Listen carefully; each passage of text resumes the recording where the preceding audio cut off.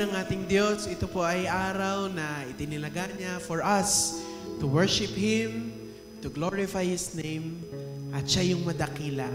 Sabi nga, less of me and more of God. That's the goal when we worship God. As God reveals Himself to us, nakikita natin yung kauntian natin. But, mas na-highlight kung gaano siya kadakila, kung gaano siya kalaki, kung gaano siya kamakapangyarihan. So today, let His name be magnified. Hayaan natin na ang ngalan niya ay ang maging Diyos dito sa church na ito. So let's worship. Let's stand up po. Purihin natin ang ating Diyos. Hallelujah. Sa dakong ito, mamimit natin ang ating Lord na dakila, ang ating Diyos na buhay.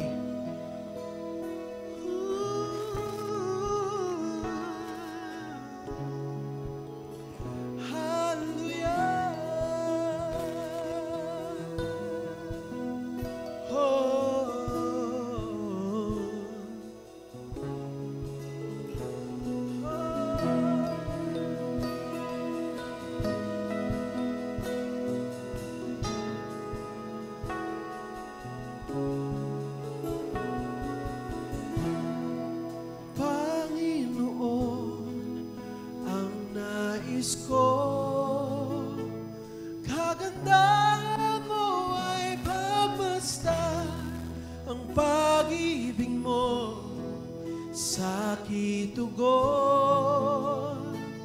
Kailan may di pababayaan sa iyo lamang,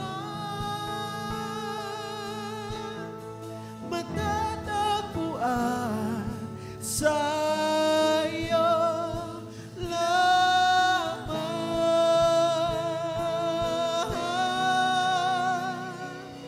mananatili sa iyo lilim, at sasambahin ka sa dagulim. Mananatili sa iyo lilim, na masumpungan ka sa dagulim.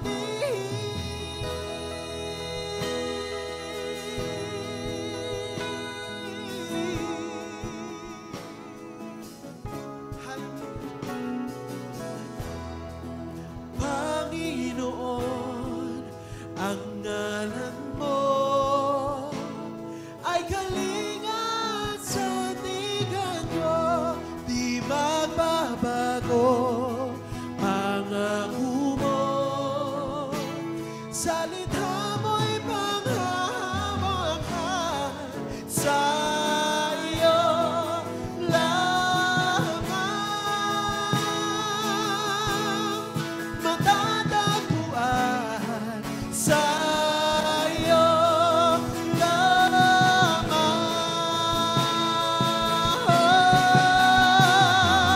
mananatili sa iyo lilim, sasambahin ka sa dagulim. Mananatili sa iyo lilim, na masumpungan ka sa dagulim. Mananatili sa iyo lilim, at sasambahin ka sa dagulim. Mananatili sa iyo lilim, na masumpungan ka sa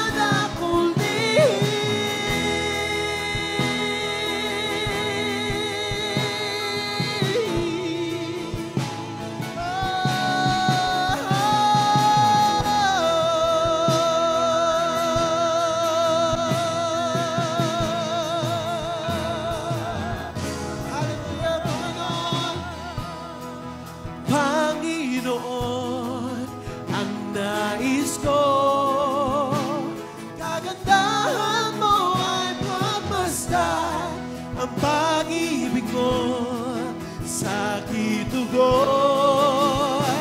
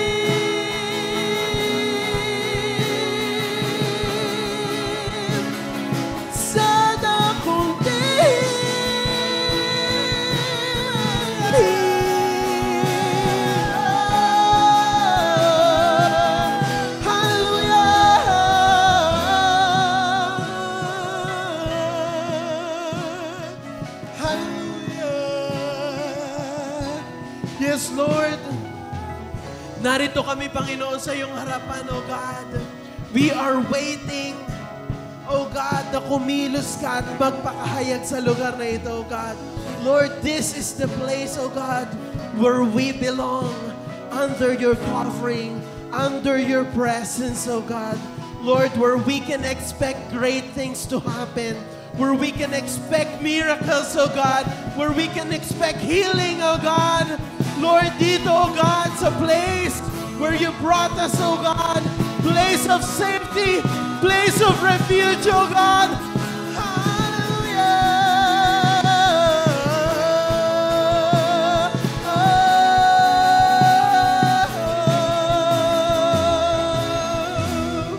Hallelujah. Sabi sa mga awit, 71, siyang tumatahan sa lilim na dako ng kataas-taasan ay mananatili sa lilim ng makapangyarihan sa lahat. Aking sasabihin tungkol sa Panginoon, siya'y aking kanlungan at aking katibayan. Ang Diyos ko na siyang aking tinitiwalaan. Yes, God. Dito kami, O God, mananatili. Dito sa lugar, O God, kung saan nararamdaman namin ang iyong pag-ibig, ang iyong presensya, O God, ang iyong pagmamahal, O God.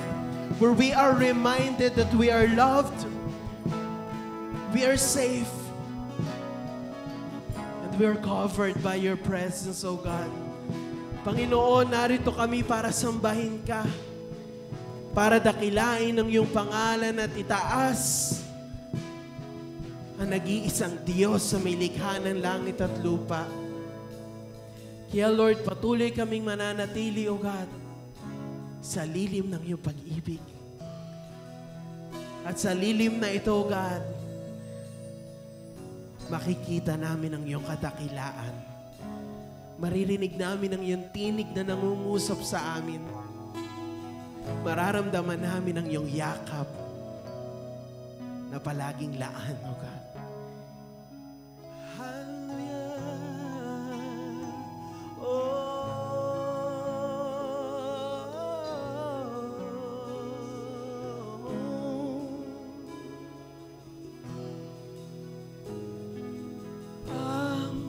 Pagpuri ko ay tanging sa'yo, sa'yo lamang iniaalay.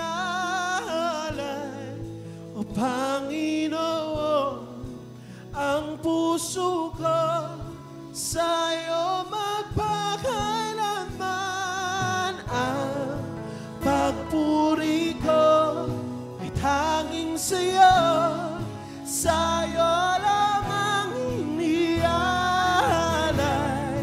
O Panginoon, ang puso ko'y sa'yo magpakailanman. Ang pagpuri ko ay tanging sa'yo, sa'yo lamang iniaalay.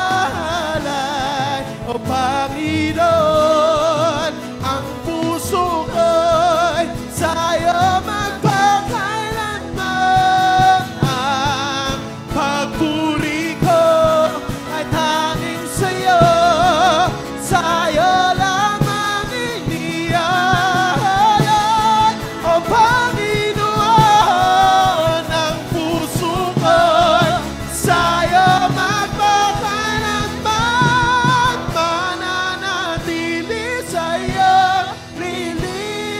Sasambahin ka sa dakong lihim, mananatili sa'yo, dilim na masumpangan ka.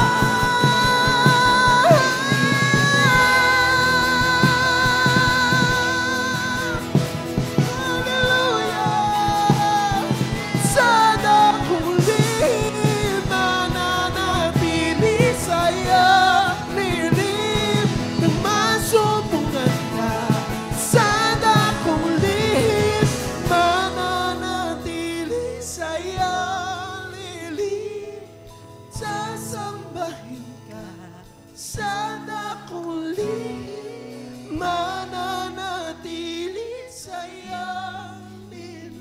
God.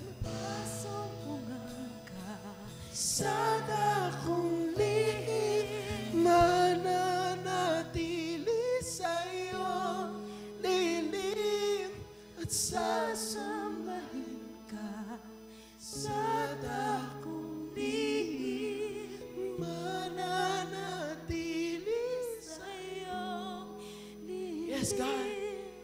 Nang masumpungan ka sa dakong lihim. Oh, hallelujah.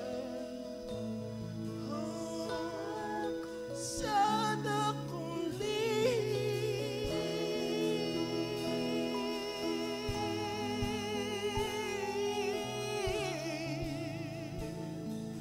Hallelujah. Lord, narito kami, Panginoon. Nagpapakumbaba sa iyong kadakilaan, O God. Ikaw ang madakila, ikaw ang mataas, ikaw ang mapapurihan sa dakong ito.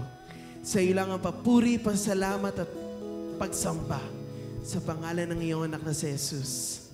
Amen. Hallelujah. Praise the Lord. Praise you, Jesus. Hallelujah.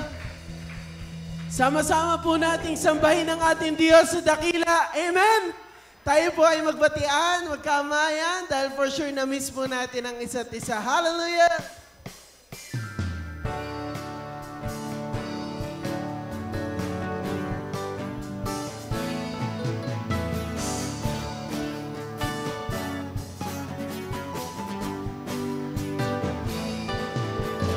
Halina't sama-sama, hawitan natin siya. Halina't sama-sama, purihin natin siya. Ipalakpak ang iyong kamay, itaas at ikaw ay lahat ay magsabing Diyos ay buhay. Halina't sama-sama, awitan natin siya. Halina't sama-sama, purihin natin siya. Ipalakpak ang iyong kamay, itaas at ikaw ay lahat ay magsabing Diyos ay buhay. Halina't sama-sama, awitan natin siya. Halina't sama-sama, purihin natin siya. Ipalakpak ang iyong kamay, itaas at ikaw ay lahat ay magsabing Diyos ay buhay. Ipalakpak ang iyong kamay, itaas at ikaw ay lahat ay magsabing Diyos ay buhay. Ipalakpak ang iyong kamay, itaas at ikaw ay lahat ay magsabing Diyos ay buhay. Lahat ay magsabing Diyos ay buhay. Lahat ay magsabing Diyos ay buhay.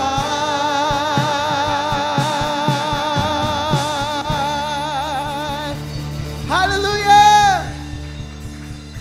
Ang Diyos na sinasamba dito sa dakong ito ay buhay. Amen!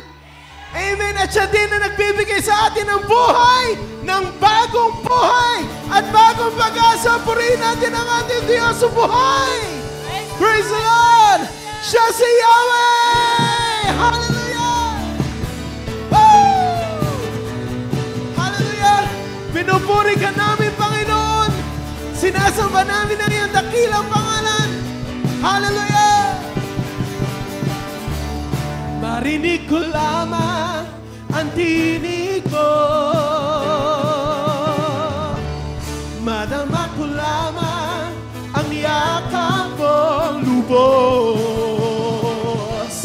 lalakas ang puso kong ito, mapapawi lahat ang takot ko, lilipad na tulad ng agila.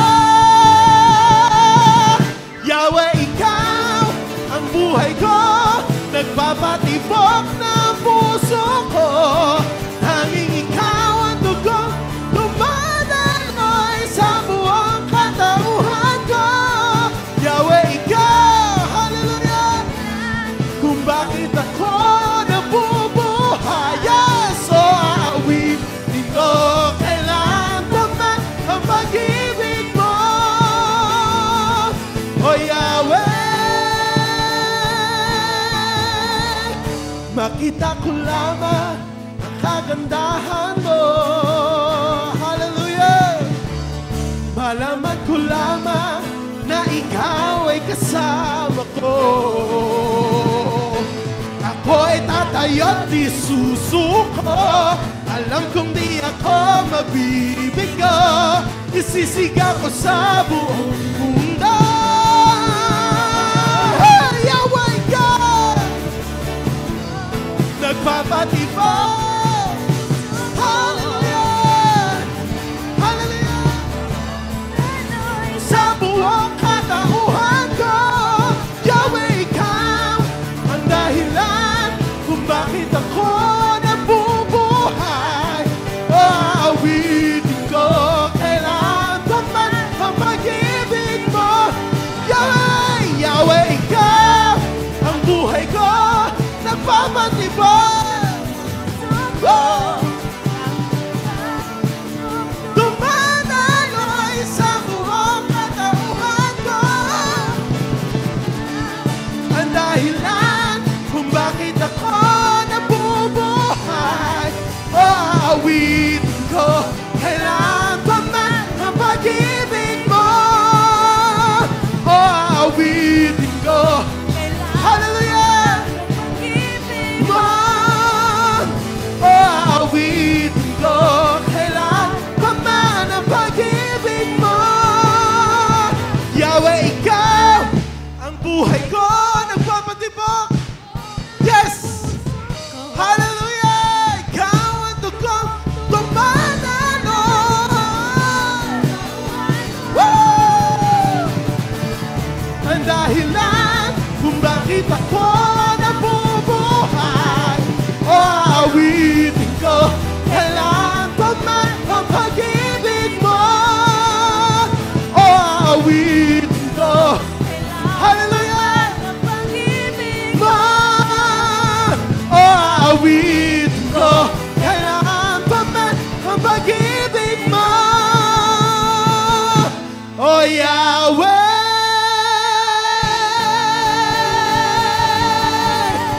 hallelujah, hallelujah. Yahweh, Yahweh, Yahweh,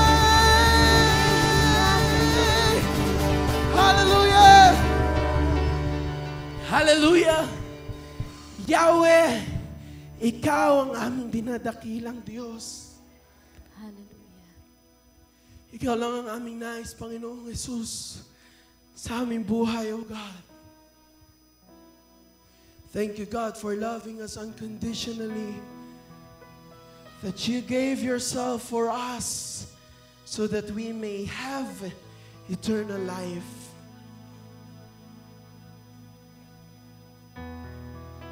At Lord, habang inaalala namin lahat ng kabutihan mo, lahat ng ginawa mo sa buhay namin, wala kaming ibang magawa kundi magpuri lamang sa iyong pangalan at ibigay sa iyong aming mga buhay.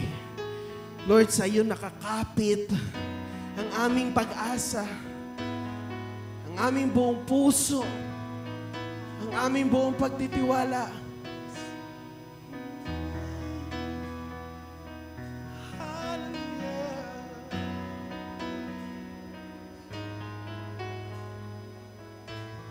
Hallelujah.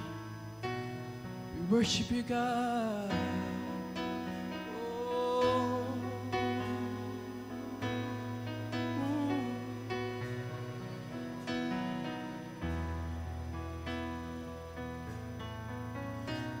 Jesus, ang tanging nais ko ay makapiling ka. Sa bawat sandali, kalinga mo'y madama ang iyong pagmamahal. Ang sa akin nagbigay buhay, kailan pa man, O Diyos, di na sa'yo mawawalay. Itataas ang aking tinig at aking ihimig ang iyong dakilang pag-ibig na sa puso ko'y hatid. Itataas ang aking tinig at aking ihimig, pasasalamat na awit mula sa puso kang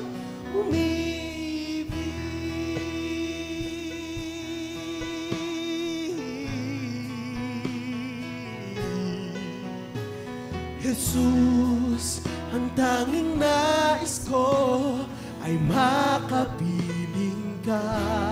Sa bawat sandali, kalinga mo'y madama ang iyong pagmamahal. Ang sa akin nagbigay buhay, kailan pa man, O Diyos, di na sa'yo mawawalan.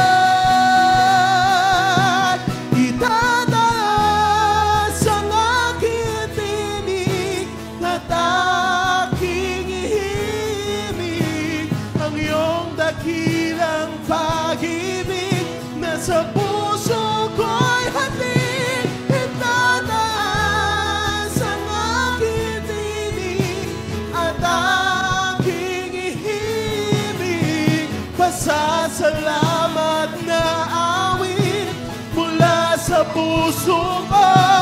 Itataas ang aking tinig at aking ihimig ang iyong dakilang pag-ibig na sa puso ko'y hatid. Itataas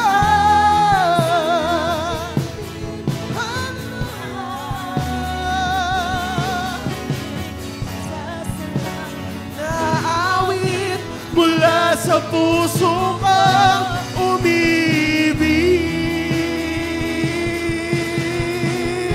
Hallelujah! Lord, ang aming puso ay umiibig sa iyo ng lubusan dahil ikaw ang una nagparamdam sa amin ng pag-ibig mo. Kaya ngayon sinasamba ka namin, dinadakila namin ang iyong pangalan. Ikaw ang magpakahayag sa oras sa ito. Ipakita mo yung kadakilaan, ang iyong kapangyarihan, ang iyong pag-ibig. Hallelujah!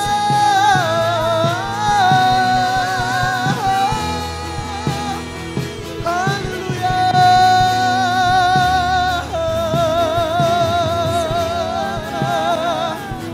We welcome you, Spirit of God.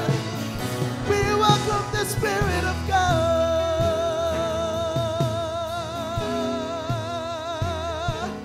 Hallelujah! Panginoon, ang puso namin nagpapasalamat, Panginoon, sa lahat ng ginawa mo sa amin, O God. Lord, we don't deserve your love, your mercy, your grace, all the blessings that you have given us. But Lord, pinipili mo kaming mahalin ng mahalin ng mahalin araw-araw, O God. Kaya Lord, just remembering how good you are to us. Lord, we are surrendering our lives to you, our trusts, our hearts, our mind, O God. Sa iyo namin binibigay lahat ng papurit pagsamba, lahat ng pagdakila.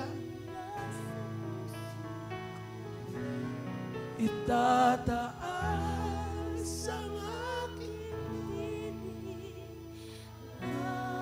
aking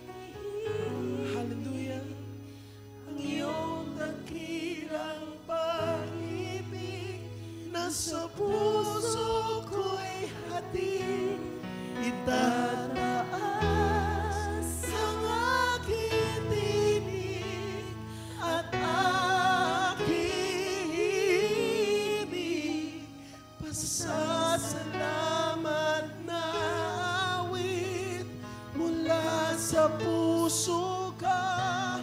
Itataas ang aking tinig at aking ihimig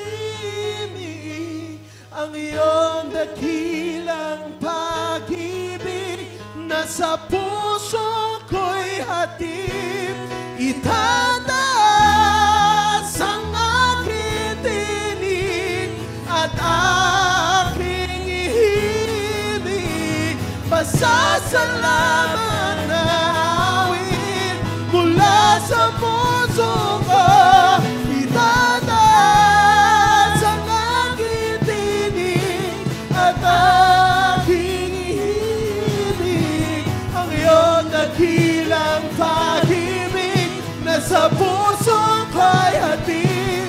Itataas ang aking tinig at aking ihimig, pasasalamat na awit mula sa puso ko umiibig.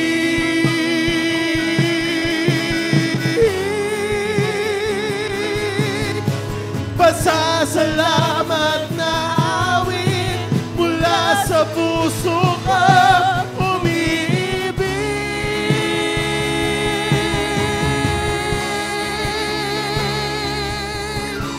Pasasalamat na awit mula sa puso ko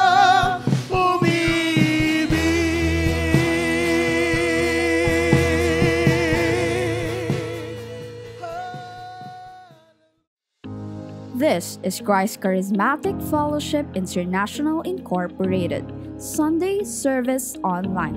Here, we get to worship God and listen to His Word together online. And though separated physically, we are still one as church. We are one in the body of Christ. So buckle up and get ready, because up next is the Word of God delivered to us by the CCFI SPB's Senior Pastor, Pastor Sharon D. Valentin. For more updates, please follow and like our Facebook page at facebook.com/ccfispb. You may also subscribe to our YouTube channel and be part of our growing community online. Enjoy the service and God bless. Si King Frederick II po, ang 18th century king ng Prussia, na ngayon ay tinatawag natin na Germany. Dinalaw niya ang isang prison, isang dungeon nung panahon niya sa Berlin.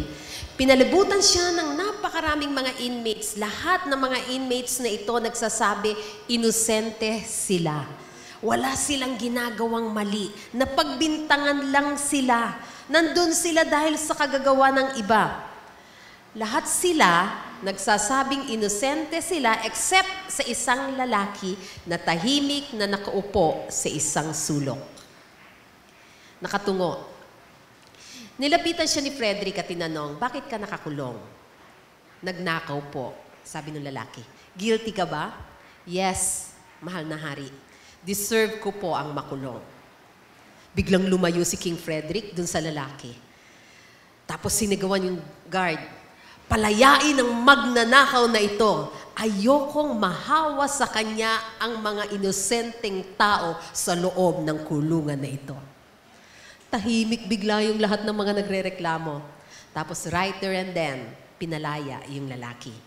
Nang makalabas, tinanong ang lalaki kung bakit nito inamin sa harap ng hari yung kasalanan niya. Sagot ng lalaki, nang makita ko po ang mahal na hari na nasa harapan ko, wala akong choice but to see my sin.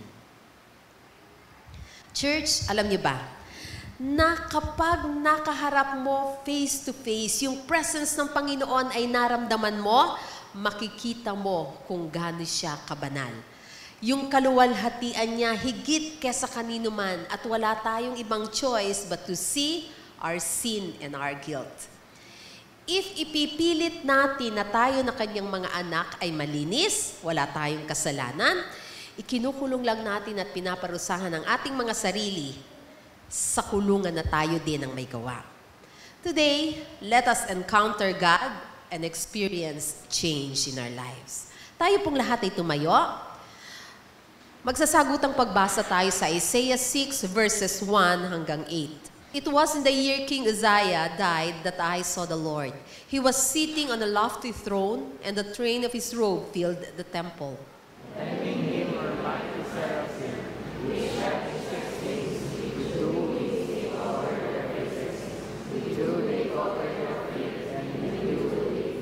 They were calling out to each other, "Holy, holy, holy is the Lord of heaven's armies.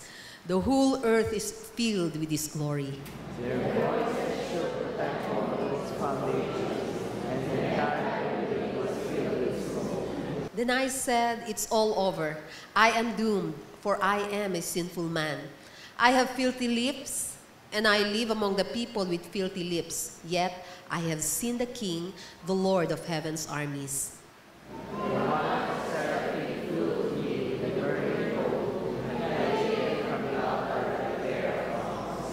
He touched my lips with it and said, "See, this coal has touched your lips. Now your guilt is removed and your sins are forgiven."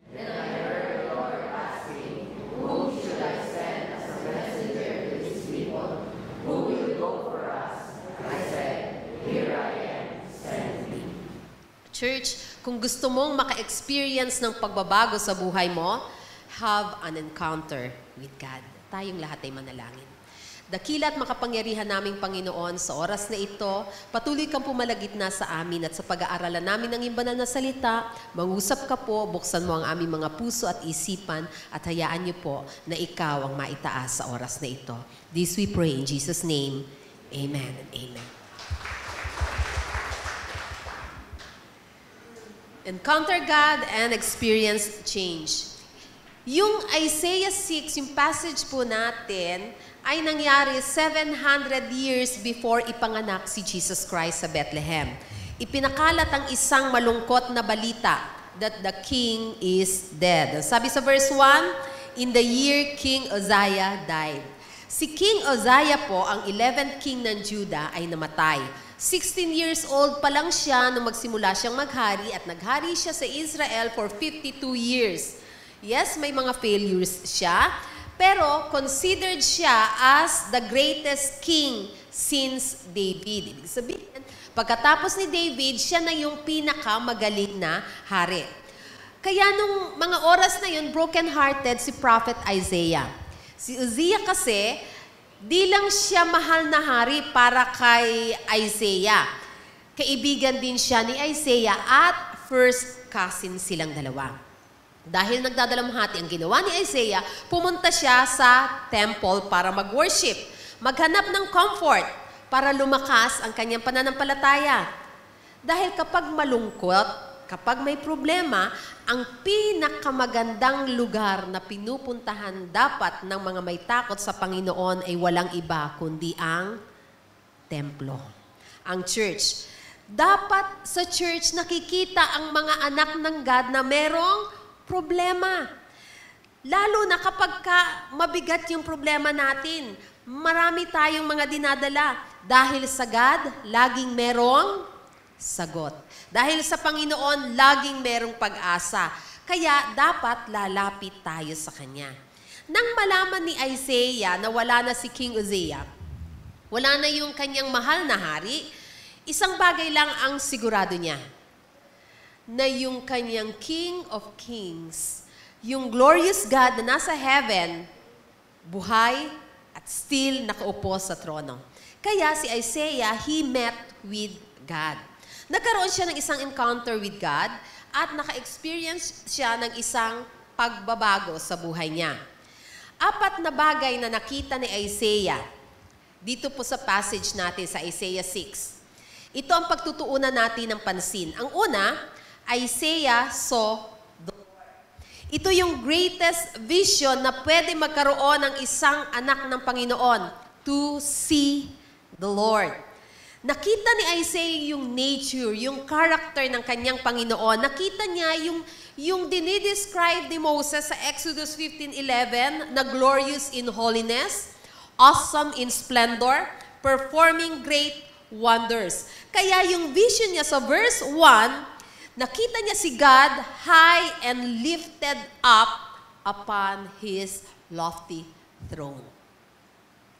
Sa verse 2, nakita ni Isaiah na si God ang sentro ng lahat ng mga praises doon sa kalangitan, surrounded by heavenly courtiers, yung mga angelic beings na kung tawagin ay mighty seraphim. Ang ganda ng vision. Isaiah saw the Lord. Sana tayo rin merong ganitong encounter with our God. Pero po, kung titingnan natin yung passage na binasa natin, parang si Isaiah lang talaga ang nakakita ng glorious vision na yon. Kung may ibang tao sa loob ng templo ng oras na iyon, hindi nila nakita yung revelation na nakita ni Isaiah. Dahil kung mapapansin po natin, hindi isinulat doon ni Isaiah na we saw the Lord. Ang sulat niya ay, I saw the Lord. Ang tanong, posible ba talaga na merong isang tao na nagwo-worship sa Panginoon sa loob ng templo na iyak na ng iyak dahil namumove siya sa presence ng Panginoon tapos yung isa, nagmamatigas? Posible kaya na isa sa mga nagwo-worship ay talaga namang nagre-repent na sa lahat ng kanyang mga kasalanan tapos yung isang katabi niya ay nagtitiwala pa rin sa kanyang self-righteousness? Posible kaya na merong nagre-respond willingly sa harapan ng Panginoon na malambot yung puso, nanghihingi ng tawad, tapos yung iba, nagmamatigas at nagre-resist sa galaw ng Holy Spirit? Isaiah met with God. Nagkaroon siya ng isang revelation. Nakita niya yung greatness ng Panginoon and it changed his life forever. He met God and rediscovered the holiness of God. Ang God na na-meet ni Isaiah that day ay same God na present today. Same God na pwedeng ma-meet ng kanyang mga anak ng lahat ng tatawag at hihingi ng tawad sa Panginoon. Ganon pa rin ka-powerful ang God na sineserve ni Isaiah, na sineserve din natin ngayon. Ganon pa rin yung kagustuhan ng Heavenly Father na ma-meet ang kanyang mga anak, na i-reveal ang sarili niya sa bawat isa sa atin. But remember, nakakita ng revelation si Isaiah hindi dahil sa siya ay banal. Hindi dahil sa siya ay isang prophet at tagasunod na ng Panginoon, kundi meron siyang malambot at masunurin na puso at isang tenga na marunong makinig sa kanyang shepherd.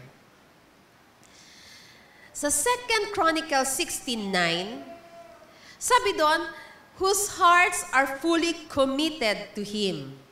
King James Version, same passage, sabi doon, them whose heart is perfect toward Him. Sa Amplified Version, sabi doon, heart that is completely His.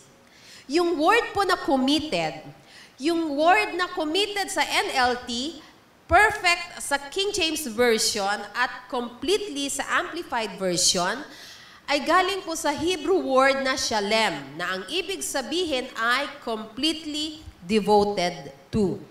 Related po ito sa word na shalom, na ang ibig sabihin ay peace or stillness. Ang sinasabi po ng banal na kasulatan, ng passage na to, ang mga mata ng Panginoon ay naghahanap ng isang puso na disposed toward God, isang puso na devoted to God, isang puso na still before God. Naghahanap ang Panginoon ng mga anak niya na pwede niyang i-reveal ang sarili niya, na kayang makinig at available para sa Panginoon. Tanungin mo nga ang katabi mo, nakikinig ka ba? Hindi lang po nakikinig, kinakailangan available din. Tanungin mo ulit, available ka ba? Si Isaiah, nakikinig siya at nakita niya ang Panginoon at na-rediscover niya ang holiness ng kanyang Panginoon. Kadalasan kasi, ang tingin ng mga Kristiyano sa Panginoon ay para lang siyang isang big guy upstairs. Minsan tinatawag natin, "Hi, big bro, good morning." Di ba? Hanggang gano'n na lang. O, binaview natin siya na isang jolly good fellow kasi mapagmahal. Kasi madaling magpatawad. Kasi nag-aaruga. Kaya tuloy, yung mga Kristiyano nawawalan na ng takot. Pero kung magbabasa po tayo ng banal na kasulatan, mababasa natin dito na yung image na lagi nating na nawawala na tayo ng takot sa Panginoon, drastically different pala siya kapag talagang nakita mo face to face na worship mo ang iyong Panginoon. Ang presence ng God sa Bible ay naglalagay ng takot kahit sa pinakabanal. Ang sabi ng scriptures, great men of the Bible ay nanginginig sa presensya ng Panginoon.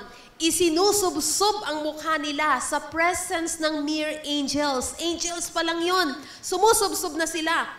Nang nakaharap nila ang holiness ng Panginoon, di lalo na. Di ba si Adam and Eve, anong ginawa? Nagtago sa Garden of Eden. Si Moses, nung makaharap niya ang Panginoon, masyadong nagliwanag ang kanyang mukha, kaya tinakpan ni Moses ang kanyang mukha. Ang mga Israelites lumalayo, di makalapit, di makatingin sa presensya ng Panginoon. Si Job, yung mga accusations niya sa Panginoon na pinabayaan siya, na iniwan siya, nung makita niya yung holiness ng God, nung makita niya yung presence ng Panginoon, anong nangyari? Nagpuri siya sa God. Napalitan yung pagrereklamo niya.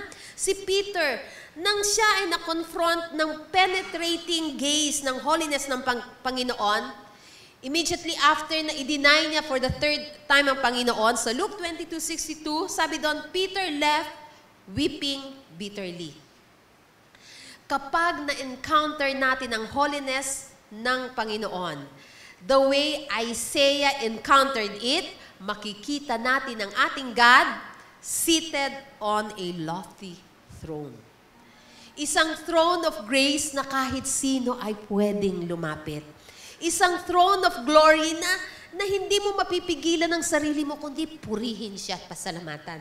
Isang throne of government na wala kang ibang pwedeng gawin, kundi magpasakop sa iyong Diyos.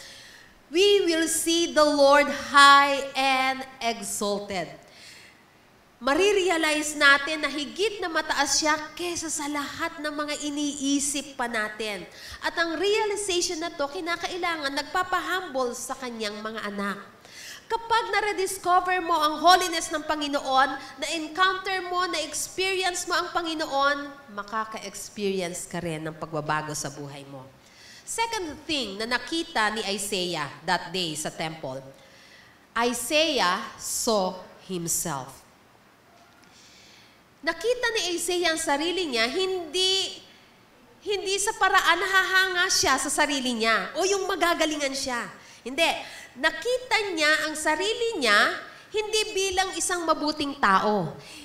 Yung tao na karapat-dapat tumanggap na papuri ng iba pang mga tao, di inisip na Isaiah, nung makita niya ang God, di niya inisip na, wow, galing naman, ang galing ko naman, napakabanal ko naman. Ako na yata ang pinakamagaling sa templo na to kasi ako lang ang nakakita ng vision. Hindi nag-isip si Isaiah ng ganon. Hindi ganon ang naging attitude niya. Ang panawagan ni Isaiah sa verse 5, I am doomed, for I am a sinful man. Alam mo ba kapatid na totoo, that the closer we get to God, the more clearly na makikita natin na hindi tayo karapat-dapat. Makikita mo yung contrast doon sa holiness ng Panginoon at sa unholiness na meron tayo. Pag na-meet mo ang Panginoon sa pag-worship mo, sasabihin mo na di ka talaga karapat-dapat na tawagin niyang anak. Ang totoo kasi, may mga times na nafe-feel natin na, ay, may nagawa ako para sa Panginoon. Ay, ang galing naman. Perfect. Ang ganda ng pagkakagawa ko para sa iyo yan, Lord. Yung, eto na ako, sanay na ako dyan. Kayang-kaya ko na yan, mga papuri sa Panginoon na yan. Pag naiisip natin yon na tayo ay malapit na lang, ay perfect na, yun yung mga times na siguradong nakalimot kang manalangin. Kapag humahanga ka na sa sarili mo, yun yung mga times na nakalimutan mong magbasa ng Biblia. At hindi ka na nag-worship sa Panginoon minu-minuto. Sa Luke 5 verse 8, nang si Peter ay pinakamalapit sa Panginoon, sabi ng Bible, when Simon Peter realized what had happened, he fell to his knees before Jesus and said, "O Lord, please leave me. I am such a sinful man." Sa Revelation 1:17, nang ma-receive ni John yung revelation ni Jesus Christ sa island of Patmos, sinulat niya, "I fell at His feet as if I were dead." Ang katotohanan, kapag nawawala na yung sense natin ng tungkol sa Panginoon, nawawala din yung sense natin, yung pag-iisip natin na tayo ay makasalanan. Kapag hindi mo na iniisip kung gaano ka-holy ang Panginoon, ang naiisip mo, banal ka na rin. Kapag hindi marirenew ang sense of God na meron tayo, hindi rin marirenew ang awareness ng ating sinfulness. Nang kawalan natin ng pagiging holy sa harapan ng Panginoon. Nung makita ni Isaiah ang Panginoon, he recognized his unholiness. Kapag mamimit mo lang ang Holy God, you will recognize your unholiness. Katulad ni Isaiah, kapag na-meet natin ng Panginoon, kailangan ma-rediscover natin hindi lang yung holiness ng ating Panginoon, kundi pati yung ating unholiness. Noong mga sumunod na pagkakataon, si Isaiah, bumagsak siya sa ground, crying, "Woe to me, I am a sinful man." Sabi niya, nung sinasabi niya na, "Wow, ang galing ng God, awesome, magnificent, ang ganda-ganda, holy." Pinupuri ni Isaiah ang God, nakikita niya yung kabanalan ng Panginoon, tapos nakita rin niya yung sarili niya, sabi niya, "Kawawa naman ako, napaka-sinful ko." Ito rin yung naramdaman ni Samuel Logan Brengel. Nang isulat niya kung paano niya na-encounter ang Holy God sa pamamagitan ng mga salitang ito. "I saw the humility of Jesus and my pride, the meekness of Jesus and my temper, the lowliness of Jesus and my ambition, the faithfulness of Jesus and the deceitfulness of my heart, the unselfishness of Jesus and my selfishness, the trust and faith of Jesus and my doubts and unbelief. And I got my eyes off everybody but Jesus and myself, and I came to loathe myself." Nakita ko na hindi ako karapat-dapat. Nung ma-meet ko ang presence ng Panginoon, nakita ko yung holiness niya, nakita ko yung humility niya, nakita ko yung meekness, lowliness ni Jesus Christ, faithfulness ni Jesus, unselfishness niya, at nakita ko ang layo-layo ko pala. Daming mga Christians na naniniwala na dahil na-filled sila ng Holy Spirit, na dahil made righteous na before God, kaya faultless na sila. Sabi mo nga sa katabi mo, mali yun. Yan. Ang Bible po ay nagtuturo na hindi tayo faultless, kundi blameless tayo if filled tayo ng Spirit ng ating Panginoon and we are walking in His light. Kahit ang holiest man in all the world, mare-recognize ang unholiness niya kapag i-compare ang sarili niya sa presensya ng Panginoon dahil tanging ang God lang ang holy. Hindi tayo faultless, we are just blameless sa harapan ng Panginoon. Kapag na-encounter natin ang Holy God, marirealize natin at i-confess natin na tayo ay anak ng God with unclean lips. Kaya nga, ang nangyari nung makita ni Isaiah yung sarili niya, he recognized his unholiness. Ang reference po na ito na unclean lips ay nagre-refer sa sinasabi natin o lumalabas sa ating mga bibig. Dahil ang lahat ng mga lumalabas sa bibig natin ay attitude na nanggagaling sa ating mga puso. Sabi ni Jesus, di ba nagturo siya? Out of the abundance of the heart, the mouth speaks. In other words, kung ano yung nasa loob niyan, kahit tinatago-tago mo yan, kahit ayaw mong ipahalata, pag nagulat yan, lalabas at lalabas sa sinasabi. Na-identify ni Isaiah ang sarili niya dun sa mga tao na nakapalibot sa kanya. Kapag na-encounter natin ang holiness ng ating Panginoon, marirealize natin na hindi rin pala tayo banal katulad ng mga tao na nakapalibot sa atin. Nagkakasala nga rin pala tayo. Yes. Na-forgive na tayo sa ating lahat ng mga kasalanan. Na-cleanse na tayo sa lahat ng ating mga kasalanan. Pero dahil lang yan ng grace ng ating Panginoon. Ang forgiveness na natanggap natin ay hindi dahil sa galing na meron tayo, hindi sa talino at sa nagagawa nating kabutihan. Lahat ng yan ay dahil sa grace ng ating Panginoon. At habang nagsisink in ang lahat ng realization na to, kinakailangan mag-humble down tayo sa Panginoon at mag-repent tayo sa Kanya. Ang encounter natin sa holiness ng Panginoon ay hindi dapat naglilid sa atin ng isang spiritual superiority. Hindi yung yumayabang tayo. Kung totoong na-meet mo ang Panginoon, magiging humble ka. Kung totoong na-meet mo ang Panginoon, magbabago ka for the better. Sa kanyang bagong pag-meet sa Panginoon, naging humbled si Isaiah, tapos malugod niya na tinanggap na kailangan niyang linisin siya ng ating Panginoon. Kapag inadmit natin ang pangangailangan natin sa Panginoon, yung ating guilt sa Panginoon, nag-o-offer ang Panginoon ng kanyang grace and forgiveness. Pangatlong bagay na nakita ni Isaiah saw God's cleansing power. Nakita niya yung power ng Panginoon. At dito, dapat natin purihin ang Panginoon. Kasi, kung ang makikita lang natin, yung weaknesses na meron tayo kapag tayo humaharap sa Panginoon, kapag ang makikita lang natin, yung mahina ako, mabilis akong mag-give in sa kasalanan, yung pagiging corrupt ng puso natin, na hindi natin madediscover yung power ng Panginoon, magiging miserable ang kanyang mga anak. Pero purihin ang ating dakilang Diyos. Purihin ang kanyang kabanalan kasi meron siyang power to cleanse.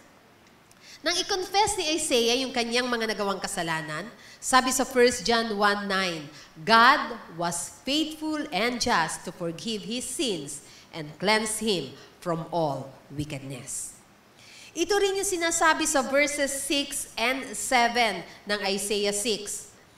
Then one of the seraphim flew to me with a burning coal he had taken from the altar with a pair of tongs. He touched my lips with it and said, See, this coal has touched your lips. Now your guilt is removed and your sins are forgiven. Isang live coal, isang nagbabagang uling. Isang burning coal na nagpapakita ng purification and cleansing. Kinuha ng isang seraphim mula sa altar of sacrifice at inilagay sa lips ni Isaiah. Yung coal na kinuha mula sa altar of burnt offerings, sa altar kung saan binububo yung dugo ng mga animal sacrifices na pinapatay para maging pambayad ng kasalanan ng mga Israelites. Sa Hebrews 9:22, dineclare ng Panginoon, without the shedding of blood, there is no forgiveness of sin. Yung coal, yung baga, nakadikit ito sa dalawang bagay. Ang una, yung blood at ang fire. Sa verse 6, yung blood po ay nagsasabi lang ng cleansing power para sa mga kasalanan. Tanging ang blood ang makapag-wash away ng ating mga kasalanan. And fire, nagsispeak po ito ng refining and purifying power ng ating Panginoon. Sa verse 7, dahil idinikit ito sa lips ni Isaiah, Yung guilt, nawala. Yung sin, pinatawad. Guilt is removed and sins are forgiven. Ang blood ang nag-washed away ng ating mga kasalanan at yung fire ay nagbibigay ng isang refining power para sa ating mga kasalanan. Para mawala, ma-refine yung mga anak at maging holy sa harap ng Panginoon. Nang isave po tayo ng ating Panginoon, anong ginawa niya? Ini-apply niya sa buhay mo ang cleansing power ng eternal blood of Jesus Christ na nag-wash away ng mga kasalanan na meron tayo. Then, bibigyan niya tayo o binigyan niya tayo ng isang bagong buhay na dinadalisay ng Holy Spirit upang ikaw at ako ay maging ganap at banal sa harapan ng Panginoon. Then, after mong tanggapin ng Panginoon, na-receive mo yung blood at yung fire mula sa Kanya, magsisimula ka ng mamuhay bilang isang bagong nilalang na karapat-dapat sa Panginoon. Na-receive mo na yung holiness ng Panginoon. Ikaw at ako na nalinis sa pamamagitan ng dugo ni Jesus Christ, pinapaging banal sa Kanyang harapan sa pamamagitan ng working power ng Holy Spirit, ang fire ng Holy Ghost. Ito yung power na tanging ang Panginoon ang makapagbibigay sa ating mga buhay. Marami pong nagtatry na mabago ang mga tao. Yung mga government agencies, mga social workers, binabago nila yung mga tao para maging mas mabuti. Mga psychiatrists, modern education, tinatry nila ang lahat para mabago ang puso ng tao. Pero lahat ng mga programs of reform nila, powerless ito. Tanging ang God ang pwedeng pumasok sa buhay ng tao, baguhin ang isang tao, at gawin siyang isang bagong nilalang. Isaiah saw God's cleansing power. Nang tanggapin mo ang Panginoon, nagbago ka dahil sa Kanyang grace. Hindi ka lang niya pinatawad sa mga nagawa mong kasalanan, binago ka niya. Na-experience ni Isaiah yung sweet, clean feeling ng forgiveness mula sa Panginoon, pati na yung kapayapaan. Isaiah saw the Lord. Isaiah saw himself and Isaiah saw God's power. At tinanggap niya ang holiness ng Panginoon. Sa verses 6 and 7, nang tanggapin ni Isaiah yung burning coal, natanggal, na-recognize din niya na tanging ang God ang makapagbibigay ng forgiveness sa kanyang mga kasalanan at makakapagtanggal ng guilt na meron siya. Na-recognize niya at nagrepent siya sa kanyang unholiness. Isang angel ang pinadala ng Panginoon para magdala ng coal na yon, para i-touch yung lips ni Isaiah. Ang resulta, yung guilt niya natanggal at yung sin niya napatawad. Tayo rin po, hindi natin kayang isave ang sarili natin. Kaya ginawa ni Jesucristo ang lahat. Hindi rin natin kayang papaging banalin ng sarili natin. Kahit anong promise natin sa sarili natin na hindi na natin gagawin ng isang kasalanan, bakit bumabagsak at bumabagsak ka pa rin sa kasalanan na yon? Kasi nagtatry tayo na magtiwala sa sarili nating lakas. Ang tanging magagawa natin ay tanggapin ang holiness ng ating Panginoon by faith. At kung paano pong natatanggap ang salvation by faith, ang sanctification din ng Panginoon ay matatanggap natin by faith. Meaning, kapag natanggap natin ang holiness ng ating Panginoon sa buhay natin by faith, hindi pa tayo tapos. Meron pang dapat growth na nangyayari sa buhay ng mga anak ng Panginoon. At ang growth na ito ay dahil din sa grace ng God. 1 John 1:7 says, "But if we are living in the light, as God is in the light, then we have fellowship with each other, and the blood of Jesus, His Son, cleanses us from all sin." Yung word po na cleanses ay nasa present tense. Nag-i-indicate ito na ongoing, dire-diretso, continuous purification ng sino man na namumuhay in the light. Kinakailangan natin ang cleansing power ng Panginoon to make us holy. At kinakailangan natin ang continuous cleansing power niya to keep us holy. Magiging holy ka dahil sa Panginoon, and you will keep on being holy dahil din yan sa Panginoon. At makikita po natin na kapag nakatanggap ka sa Panginoon, hindi bigla ang pagbago, pero continuous na pagbabago. Remember, hindi po tayo pinapaging banal ng Panginoon para lang pan-display. Amen? Sabihin mo sa katabi mo, hindi ka pan-display. Alam mo ba na ginawa tayo ng Panginoon na holy and acceptable para maging karapat-dapat tayo sa Kanya sa mga ipagagawa niya sa iyo. Once na na-rediscover ni Isaiah ang holiness ng Panginoon, na-recognize niya ang kanyang unholiness, then he repented. Tinanggap niya yung holiness ng Panginoon, he received God's holiness, and fourth and final thing na nakita ni Isaiah saw the world.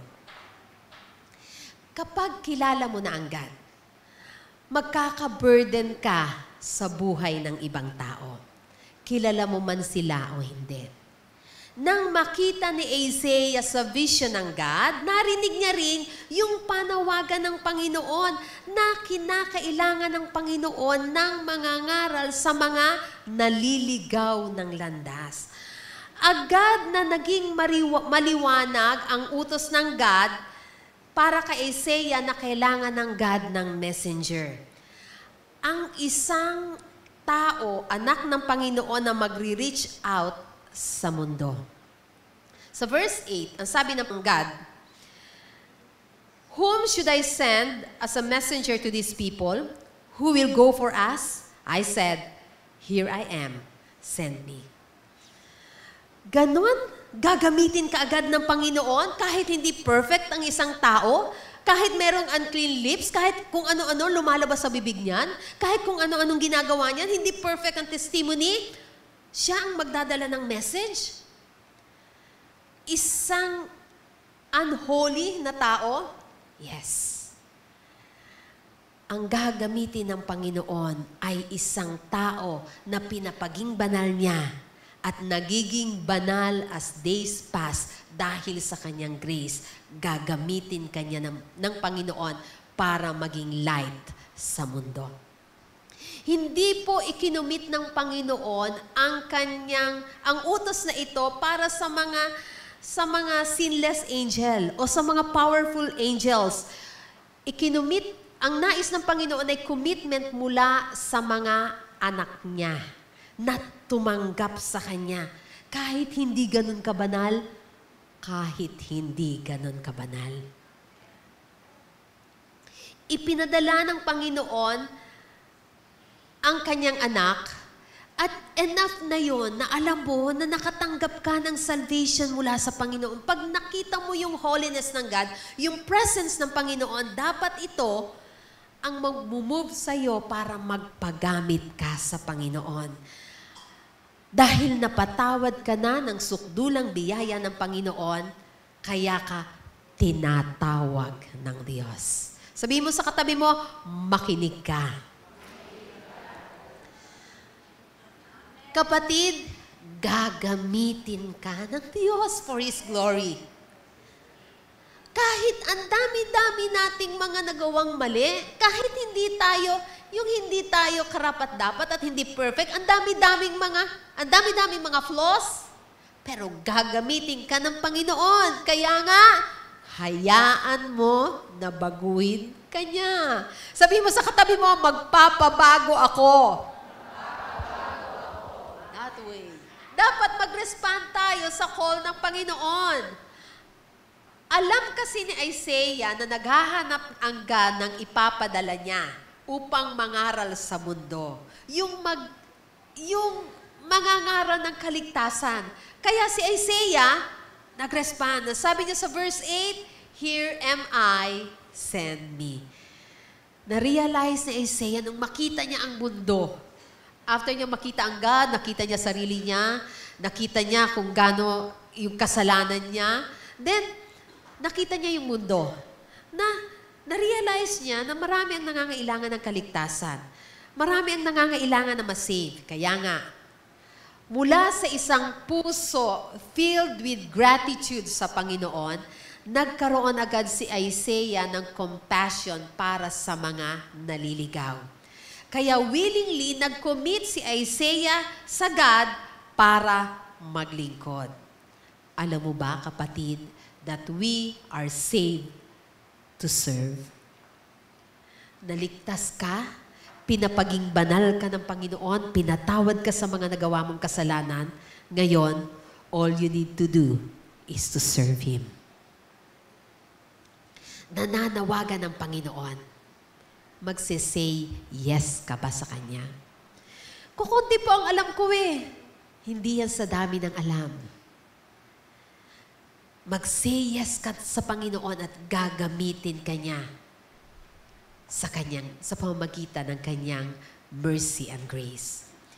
When Isaiah saw the Lord, na-rediscover niya ang holiness ng Panginoon. Nakita niya na holy pala ang Panginoon. Nang makita niya ang Panginoon, nakita niya rin yung sarili niya na na-recognize niya na He is unholy. Kaya, ang tanging nagawa niya ay to receive God's holiness. At nang ma-receive niya ang holiness ng Panginoon, nag-respond siya sa panawagan ng Panginoon. Hindi niya sinabing, ano bang mahihita ko dito, Lord? Anong pwede kong gawin? Marami ba akong magiging tagasunod? May sweldo ba ako? Meron ba akong mahihita dito? Makikilala ba ako sa buong mundo? Meron bang retirement benefits dito? Hindi yun ang tinanong ni Isaiah. Hindi siya nakapag-negotiate sa Panginoon. Nang manawagan ng Panginoon, si Isaiah ay sumagot. Nang mag-utos ang Panginoon, si Isaiah ay nag-obey. Isang unconditional response na nanggagaling mula sa isang puso ng isang tao na nakakita ng vision ng Panginoon. Isang anak niya na na-feel ang presence ng Panginoon sa kanyang buhay. Kapatid, handa ka ba na maglingkod sa Panginoon? Tayong lahat ay tumayo. Nasaan ka na ngayon, kapatid? Have you met the great Lord? Na-meet mo na ba yung Holy God? Na-feel mo na ba ang presence niya sa buhay mo? Kung hindi pa, accept Him as your personal Lord and Savior. Tanggapin mo siya at hayaan mong hugasan niya ang kasalanan na meron ka. Kung matagal ka nang nakatanggap sa Panginoon, ito ang oras para i-rediscover ang holiness ng Panginoon. At i-recognize na hanggang ngayon, unholy ka pa rin. At kinakailangan ng pagbabago para sa kanyang mga anak. Receive God's holiness and respond to God's call. Buksan mo ang puso mo sa Panginoon ngayon. Maging positive ang respond mo sa Kanya. Katulad ba ni Isaiah, sasabihin mo rin sa Lord na, God, here I am. Send me. Dakila at makapangyarihan naming Panginoon. Gusto rin namin, Panginoon, ang ganitong vision. Ang ma-meet ka namin face to face. Yung makita namin ang presensya mo.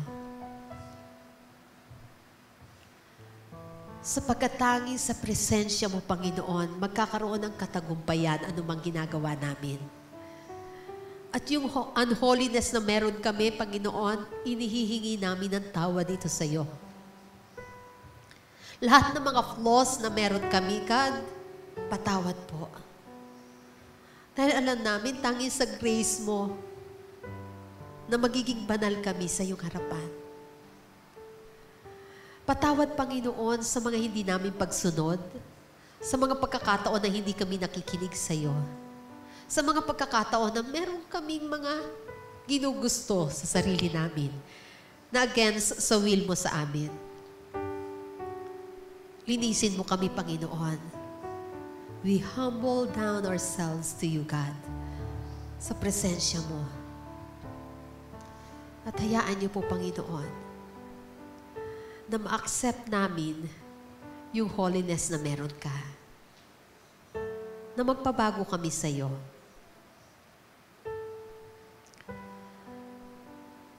At magsisay yes kami sa iniuutos mo sa amin na maging salt and light of this world. Mangangaral kami ng iyong salita, O God. Hindi dahil sa marami na kaming alam o dahil sa matanda na kami sa pananampalataya.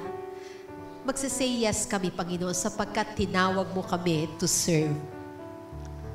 Magsiserve kami sa iyo, O God, at magpapagamit. Magiging committed kami sa iyo, O God. Sa iyo na isang great, holy, awesome, magnificent God. Tulungan mo kami bilang yung mga anak na gawin ang commitment na ito at hindi kami tatalikod hanggang sa iyong pagdating. Sa pangalan ni Jesus, Amen.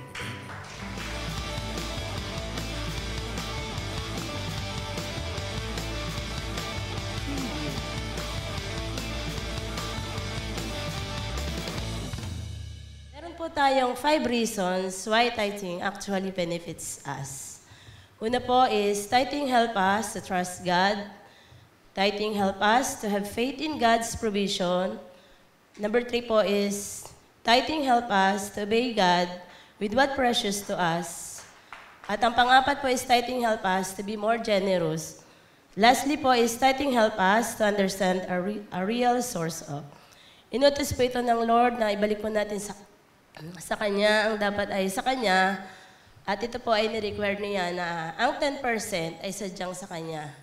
Dito po sa pagtatize ay nalalaman natin sa sarili natin kung talaga tayo ay nag-grow sa ating pananampalataya sa Diyos dahil ito po ay isa sa Kanyang mga commandments na tayo ay magtiwala at ibalik po natin ang sadyang para sa Lord. At bagamat hindi man tayo lahat ay nakakasunod, pero dahil tayo ay mahal ng Diyos, still yung blessing po talagang nare-receive pa rin natin. Dahil tayo, anak niya, at mahal po niya tayo. Pero, kung kaya po isasabihin ng Lord sa atin, kunwari, sige, 1% na lang, nasasayangan ka kasi doon sa 10%, medyo malaki-laki. Okay na sa akin yon. Kaya lang bukas, bibigyan kita ng maraming pagsubok, or kaya bukas tigok ka na lang para tapos na rin yung takot mo na magbigay ka ng 10%. Gugustuhin po ba natin yon? Di po ba hindi? Kasi 10% lang naman yung hinihiling ng Lord sa atin. Ako po noon ay na-experience ko yan. Kinukupit ko po yan sa Lord. Inaamin ko po yan na ibibigay ko na. Tapos bigla sasabi ko, Diyos, ang laki, sayang naman talaga, 10%. Pero pag ginagawa ko yon, pinapalo ako ng Lord. Minsan may masakit sa akin, yung aking kabilang bayawang, o kung ano-ano. Minsan nasakit ng ulo ko. Tapos minsan di ko na kaya, pupunta na naman ako kay Dr. Lira, ang aking mahal na kaibigan. Gagastos po ako doon ng 1,000. So sa pagkatapos po noon, sasabihin ko naman sa Lord, Lord, bibigay ko na yung 10%, ang laki naman na nawala sa akin halos 40%. So tayo po, wag po nating hintayin yun na bago natin ibigay yung trust natin sa Lord is kailangan nating magdusa, maka-experience ng mga bagay na bago pa natin ma-realize na, Lord, ibabalik ko sa iyo para sa iyo. Dahil ang Lord po ay mabuti at saka ang Lord po ay, pag tayo nagtiwala, tayo po ay talagang patutunayan niya sa atin na ang kanyang mga pangako ay tapat at hindi po siya katulad natin na pag nangako ay pwede pong mapako. So, yun po, tayo po ay magbigay.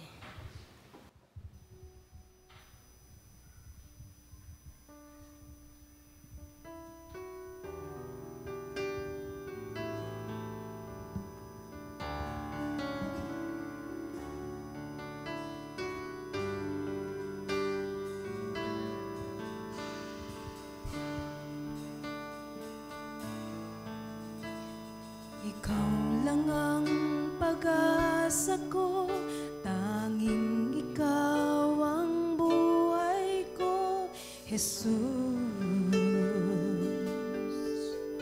Kahit ako'y nangangamba, basta't ikaw ay kasama, panatag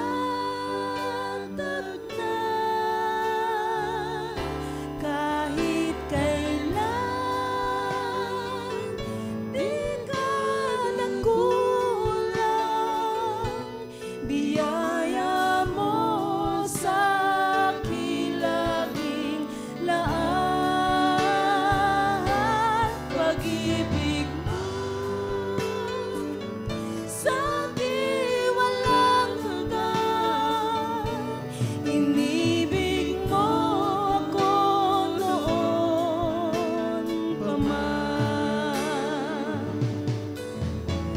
Kaya't ika'y sasambahin, paligid man ay magdilim, Jesus. Kahit may suliranin man, ang lagi kong aawitan, ikaw naman. Kahit kailan, di ka nagkulang, biyaya mo sa aking laging laan. Pag-ibig mo sa akin walang hanggan, inibig mo ako noon pa man.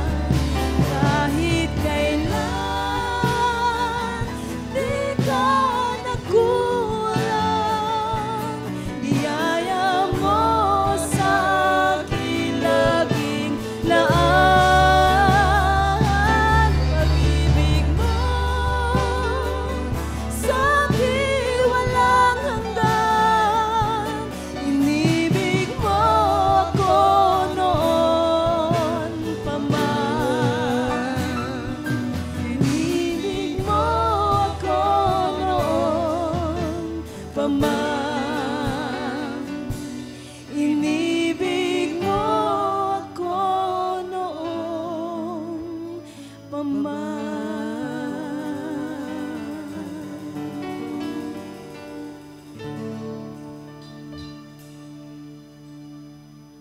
Atin pong ipag-pray ang atin pong mga ikapo.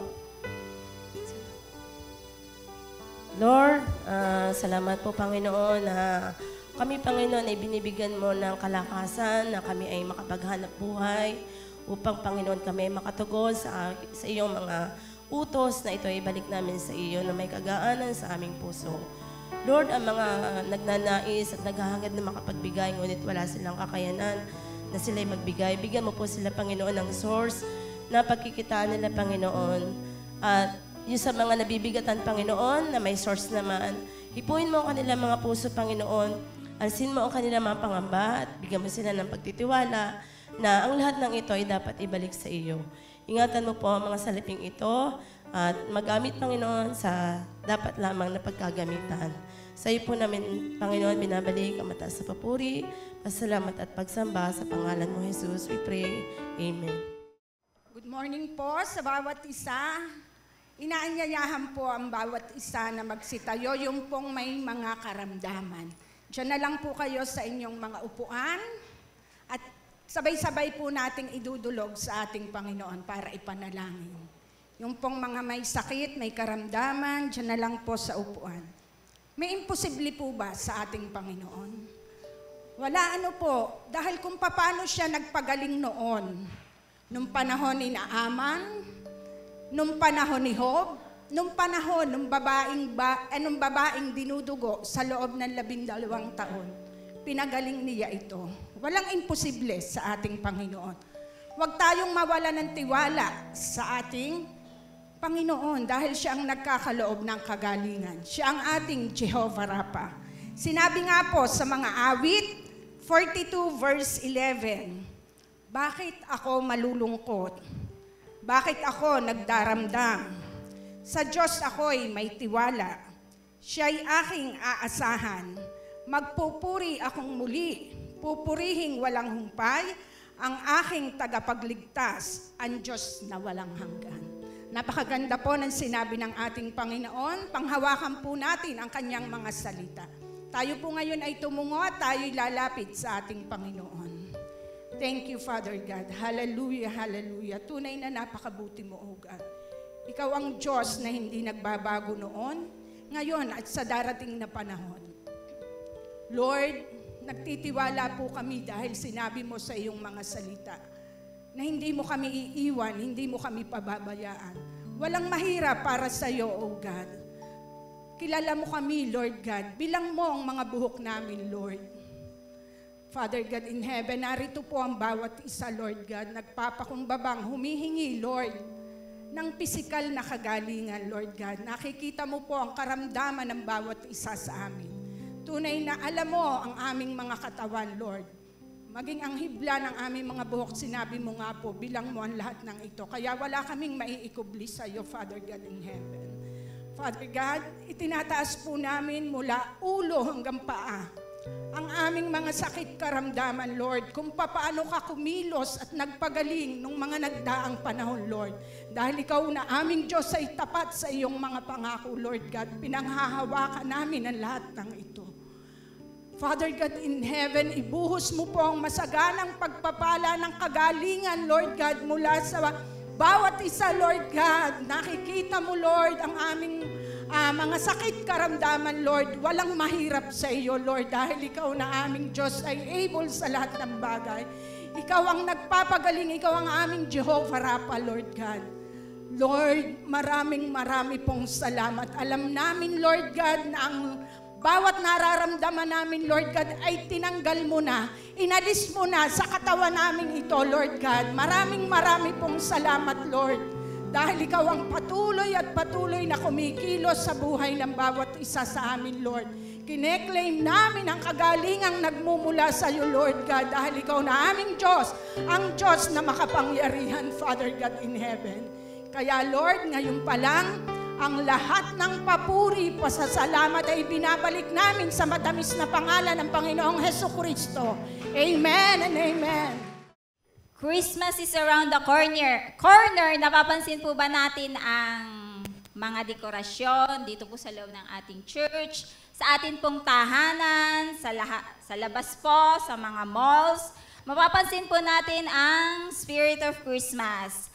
At ngayon nga po, dahil po malapit na ang ating Christmas party, ilang weeks na lang po, ay magkakaroon po tayo ng Christmas offering. Kung saan, katulad ng isang pamilya, di ba po sa ating tahanan, tayo ay naghahanda pag magpapasko, tulong-tulong sa pagdidekorasyon ng bahay, namimili ng mga lulutuin para po sa Christmas. Ganon din po tayo dito sa ating church. Bilang isang pamilya, tayo po ay sama-sama at tulong-tulong upang magkaloob po para po sa ating Christmas party. Kung saan mararamdaman natin ang spirit of giving, sharing, dahil po tayo ay mga anak ng Diyos. Una na pong minahal tayo ng God, una na pong ipinagkaloob ng Heavenly Father si Jesus Christ. Kaya nga po, nagsa-celebrate po tayo ng Christmas. At, wait lang po. Babasahin ko po ang 2 Corinthians 9, verse 8. And God is able to make all grace abound to you, so that in all things, at all times, having all that you need, you will abound in every good work. At sa verse 11 po, you will be made rich in every way so that you can be generous on every occasion, and through us, your generosity will result in thanksgiving to God. Kaya nga po, Christmas is about sharing, it's about giving. Lalo po tayong nagiging mabait, lalo pa po tayong nagiging mapagbigay pag malapit na po ang Christmas. Amen po ba? Kaya po tayo ngayon ay magbibigay.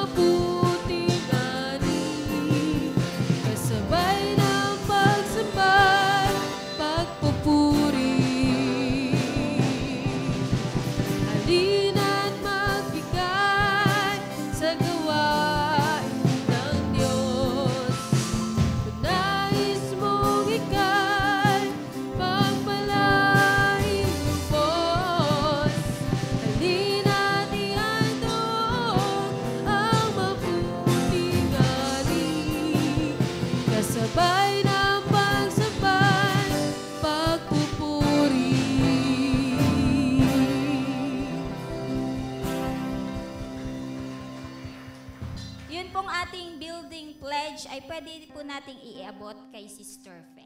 Tayo po ay mag-pray. Heavenly Father, pinupuri ka namin at pinapasalamatan sa umagang ito. Salamat nga po, Lord, sa lahat ng blessings at provision ninyo sa bawat isa. Salamat po, Lord God, sa puso, Lord God, ng mga kapatid namin, Lord God, na mapagbigay, Panginoon. Dahil alam namin, Lord God, kayo po ang aming source of everything. Sa inyo po nagmumula ang lahat ng blessings, Lord God, ang lahat ng pagpapala na ay nagmumula po sa inyo, Panginoon. Kaya nga po, Lord, pinapasalamatan ka namin. Ito pong mga salaping ito, Lord God, ay patuloy na magagamit namin, Lord God. At patuloy na pagpalain niyo po ang bawat isa, Lord God. Bless them, Lord God, abundantly, Panginoon, in all aspects of their lives. Pinupuri ka namin at pinapasalamatan. Ito po ang aming samot dalangin. In Jesus' name we pray. Amen. Hallelujah! Kung tunay na na-encounter natin ang God, ibig sabihin, tayo ay mas sumusunod na sa will niya, mas nakikita na yung kalooban niya. Yung encounter natin sa God, mas marireveal yung kalooban niya sa ating buhay. Kaya kung sinasabi mong kilala mo ang Diyos, at Diyos mo siya, at ikaw ay lingkod niya, kinakailangan mas ang adhika natin ay ang kanyang kaharian. Hallelujah! Your will be done! Hallelujah!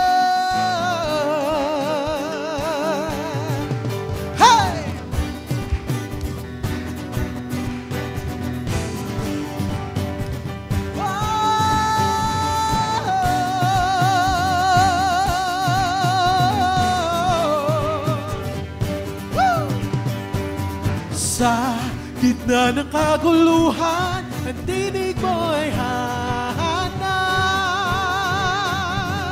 Sa templo mong banal, may bagong kagalakan. Ang tanging mananatili ay ang iyong sinabi. Sa kataas-taasan, ikaw pa rin ang hari. Dakila kailanman di mahihigitan, ang ngalan mo ay kaligtasan ko. Ang iyong kaharian, ang aking adhika, O Diyos, dalangin ko'y maghari ka.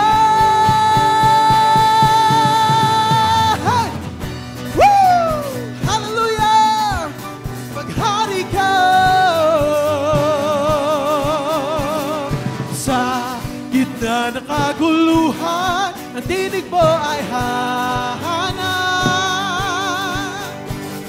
Sa templo mong banal, may bagong kagalakan.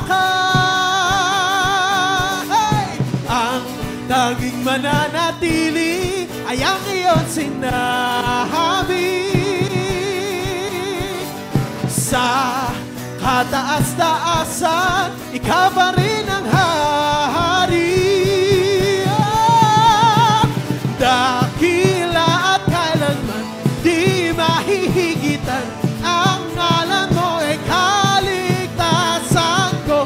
Ang iyong kaharian, ang aking adhika, O Diyos, sa langit ko'y maghari. Dakila at kailanman di mahihigitan, ang ngalan mo ay kaligtasan ko. Ang iyong kaharian, ang aking adhika, O Diyos, dalangin ko'y maghari ka.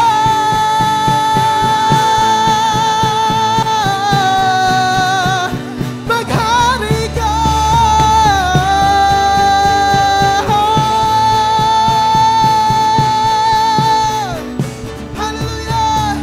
Yes, Lord! Ito ba ang aming adhika? Ang masunod ang kalooban mo, Panginoon. Kaya, Lord, magpaka-dakila ka sa buhay namin. Magpakahayag ka, Panginoon. At kami ay maglilikod at sasamba sa iyo. Hallelujah!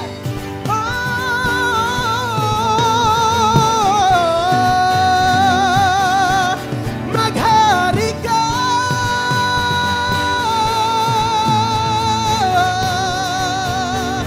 Hallelujah!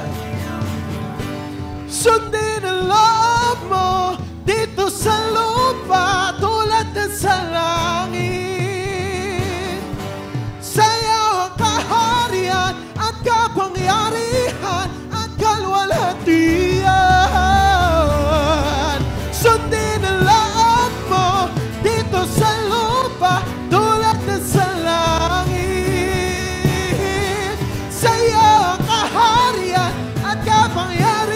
kapangyarihan at kalwalhatian. Sundin! Woo! Sundin ang loob mo dito sa lupa tulad na sa langit. Hallelujah! Sa'yo ang kaharian at kapangyarihan at kalwalhatian.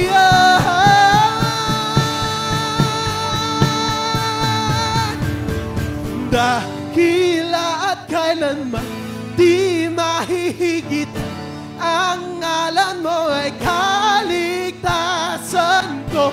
Ang iyong kaharian, ang aking adhika, o Diyos na langit ko maghari. Dakila at kailan di mahihigitan, ang ngalan mo ay kaligtasan ko. Ang iyong kahari, ang aking adhika, o Diyos sa langit ko't maghari ka. Maghari ka.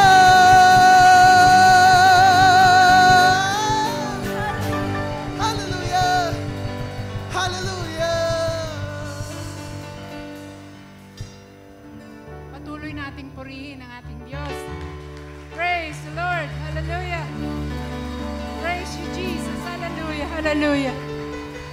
Purihin ka aming Ama. Hallelujah. Father, muli nagpapasalamat kami aming Diyos sa natapos naming gawain. Aming Ama, maraming pong salamat dahil ikaw na aming Panginoon na hindi nagbabago, hindi nagkukulang. Lagi kang nandito sa aming kalagitnaan. Father, salamat sa lahat ng ginawa namin sa araw na ito. Father God, i-bless po ninyo, O Diyos, ang bawat isang tumayo sa unahan. Father, higit sa lahat, Lord, salamat sa iyong mensahe sa araw na ito, Panginoon. Nagdulot sa amin, Panginoon. At humipo sa bawat isa na kami, Lord God, ay tinawag po ninyo upang kami maglingkod. Upang kami, Panginoon, ay sumunod sa kalooban ninyo. Aming Diyos, yamang kayo po ang aming Panginoon at sarili naming tagapagligtas. Patuloy mo kaming hipuin, aming Diyos, na tuwing kami, Panginoon, ay magkukulang, ipaalala mo sa amin, Ama, na kami, yung mga anak, tinawag po ninyo kami upang maging kagamit-gamit po ninyo sa inyong ubasan. Tulungan mo ang bawat sa aming Ama, na patuloy ang banal na Espiritu ang siyang sumaamin, upang kami, Panginoon, ay tumalima. Upang kami, Panginoon, magkaroon ng karunungan at kaalaman na ipahayag ang iyong mensahe sa sanlibutan na ito.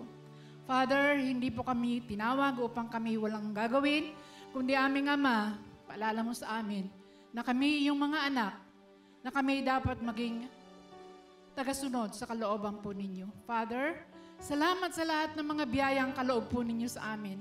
Hindi mo kami hinahayaan, Panginoon, magkulang. Ang karunungan ay nanggagaling sa inyo, aming Ama. Kaya, Father, gamitin mo kami para sa kaligtasan, Panginoon, na kung saan, Lord, napakarami pa po, Panginoon, na wala pang relasyon sa inyo.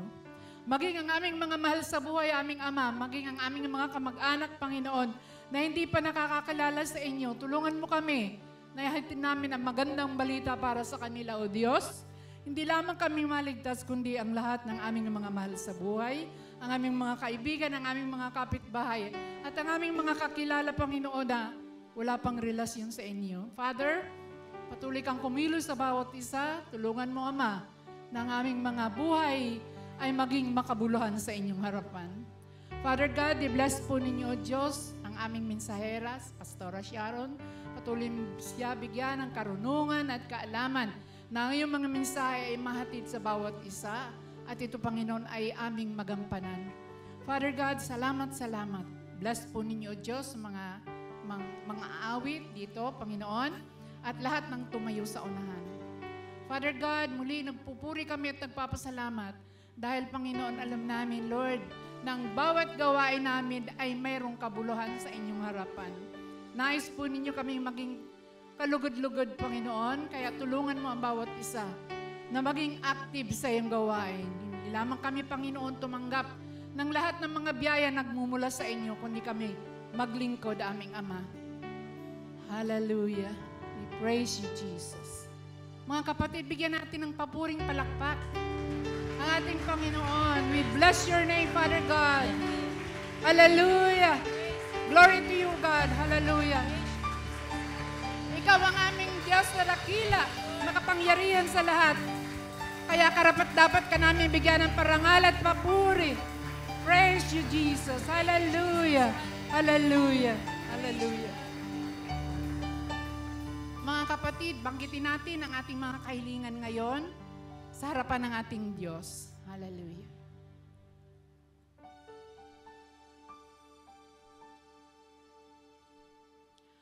Father, lahat po kami, Panginoon, ay may kahilingan sa inyo at batid po ninyo ito, Panginoon. Maasa kami, Lord, na ang katugunan, Panginoon, ay naroon na, nandito na sa aming mga puso. Hallelujah. Mga kapatid, itaas natin ang ating mga kamay ng mataas sa Diyos. Minsan pa, tanggapin natin ang pagpapala na nagmumula sa ating Diyos sa masalangit, ang pag-ibig ni Jesucristo at ang patnubay ng banal na Espiritu ang siyang laging sumaatin mula ngayon at magpakailanman ang lahat ng anak ng Diyos ay magsabi ng Amen. Praise God.